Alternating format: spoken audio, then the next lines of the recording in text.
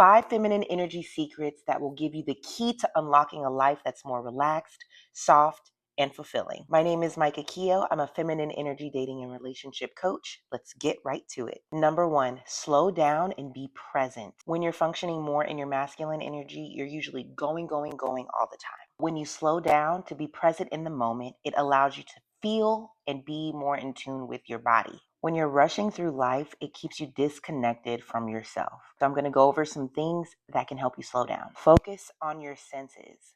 Ask yourself, what do you see? What do you smell? What do you taste? What do you hear? When you're tuned in with your body, you're actually more feminine, just automatically. Slowing down and breathing. This helps you recalibrate into the present moment. Another thing that sounds a little silly is slowing down when you eat.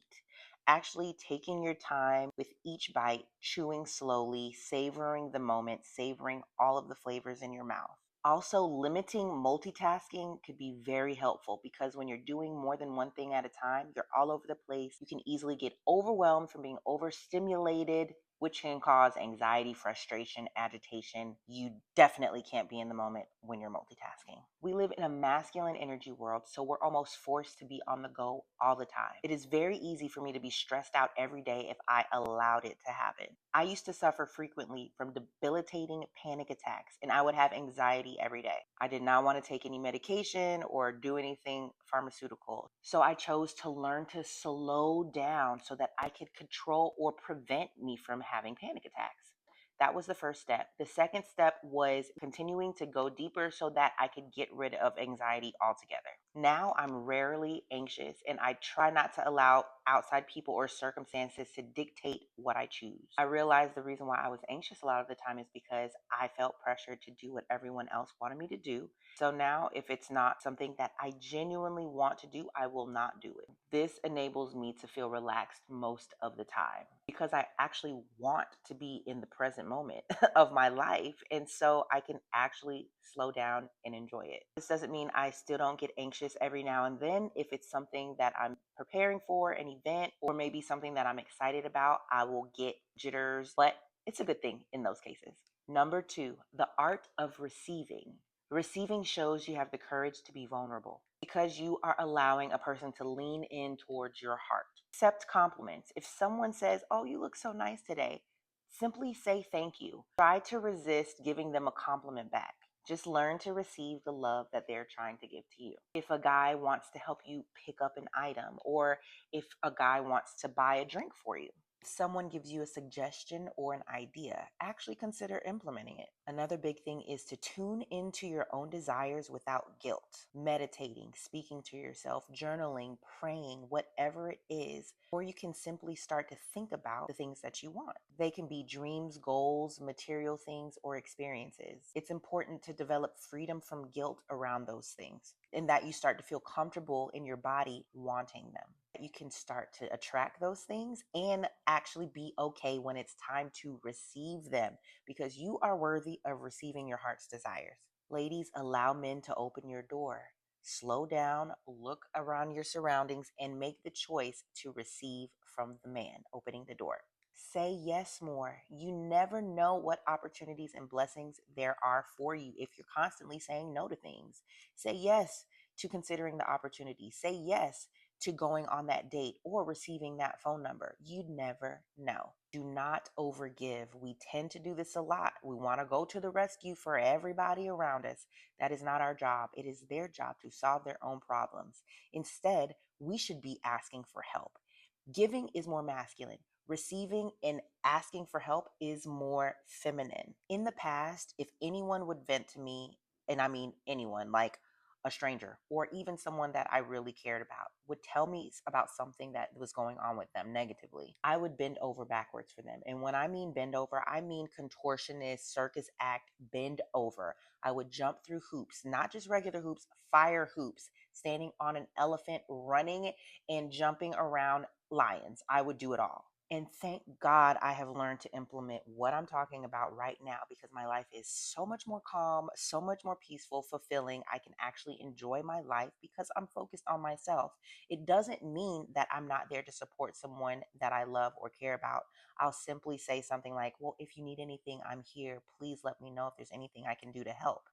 but I allow them to take the lead on their own issue or problem. Number 3, trust instead of control. Learning to let go of the outcome is huge because a lot of time we put subconscious pressure on situations and people. In order to trust more, something you can do, develop faith in timing. Sometimes no doesn't mean no, it just might mean not right now. Give it time, be patient, and learn to feel curious about the future instead of holding on to certainty. Learning to be okay with uncertainty can be very scary because it can trigger you feeling unsafe in your body. But it's important to get more comfortable with feeling uncertain. Embrace change. Instead of feeling anxious about change, you can channel those feelings into feeling more excitement. Focus on what you can control. The only thing you can control, or you should be controlling in life, is you, yourself. If you focus on bettering yourself and not others, remember it's their job to focus on themselves. And it's our job to love them and accept them while they're on their journey. Go with the flow.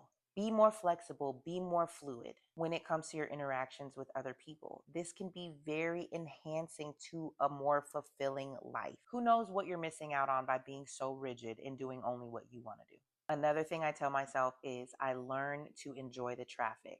Traffic is a perfect illustration of things that we can't control. I trust that I'm going to get there when I get there. I did everything I could to leave the house early to be there on time. So I now have to let go and just trust the process.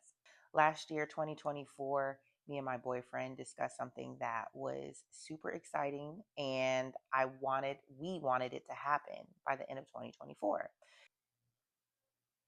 I was so hurt and disappointed to the point where I cried. Yes, I cried multiple times. I felt so disappointed because I wanted the outcome to be what I wanted it to be when I wanted it to be. But because of things that were out of our control came up, we could not do it in 2024. But then 2025, I chose to let it go. I refuse to bring it up again. I trust that He knows the desire of my heart, of our plans.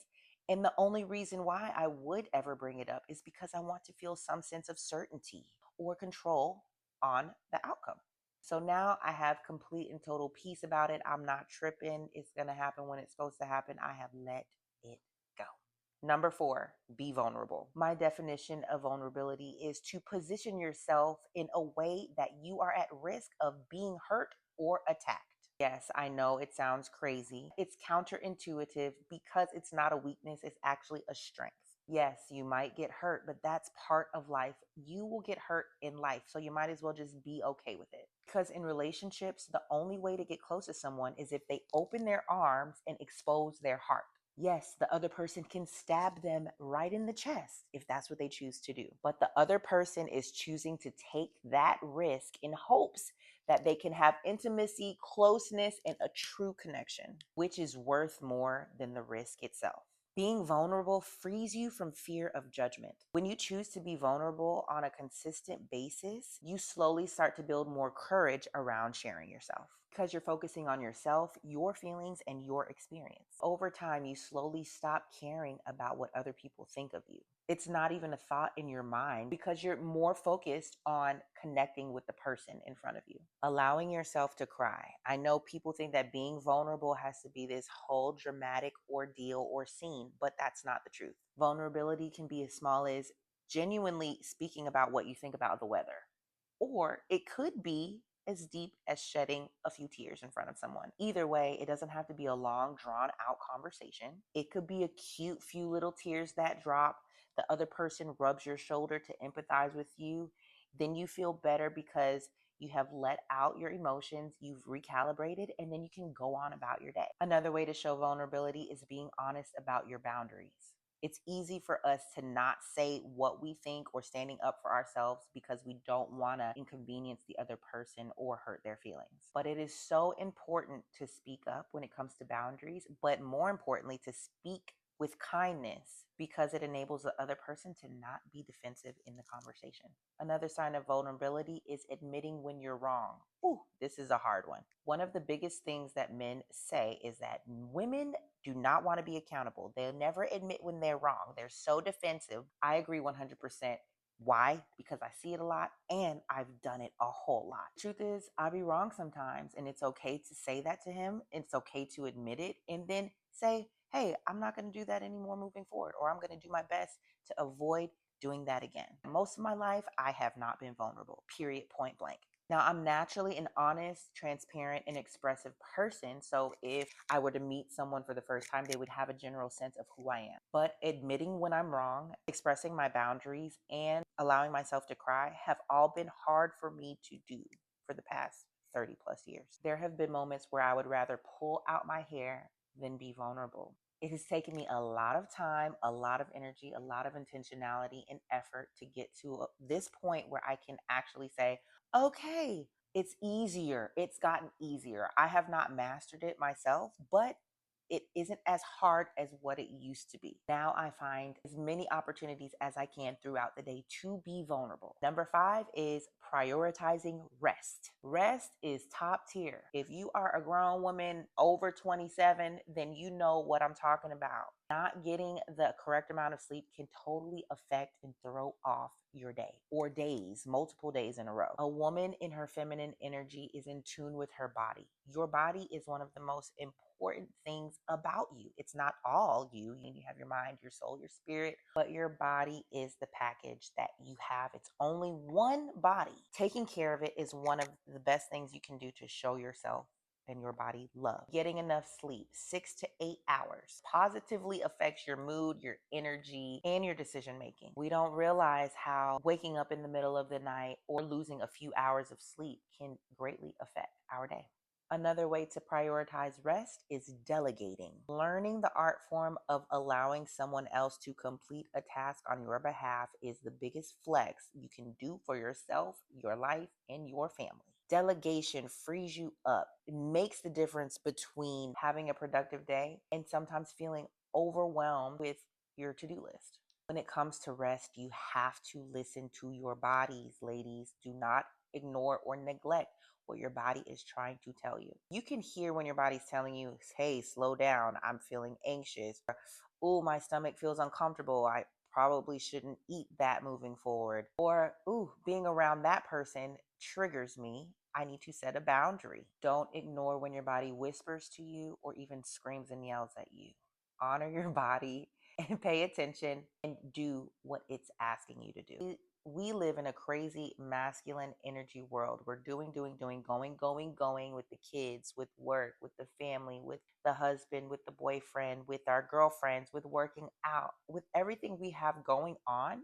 It is almost necessary for us to schedule downtime. Learning to be more organized with your schedule or to-do list can bring so much peace to your life and to your routine. Make sure you schedule time to take a nap, take a break, watch a movie, whatever it is that you want to do for yourself.